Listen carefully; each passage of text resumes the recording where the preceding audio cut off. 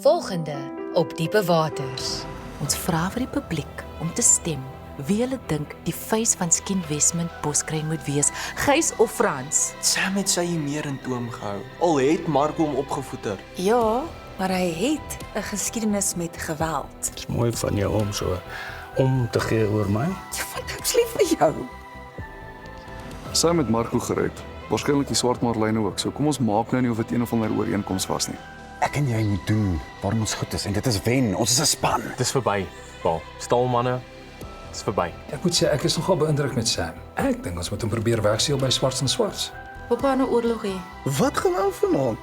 Sy praat net die waarheid. Al hierdie klein projekkies van jou, soos die pot gooi en die ding wat jy met jou ma vir Skien Westman doen. Ek het jou lanklaas agter die lesenaar gesien. Dit is nog nie eers lunch nie en jy gooi al klaar 'n tantrum oor iets simpel. Jy's nog steeds 'n arrogante park. Shut up, Annelie. Ek weet nie hoekom jou ma tyd mos met daai man nie. Hy's nie 'n model nie. Wat ek voorstel, kan die vooruitsigte van die klub verander. O, jy is so goed. Frans het alreeds die bil geveg verloor. Glam sal altyd verkoop.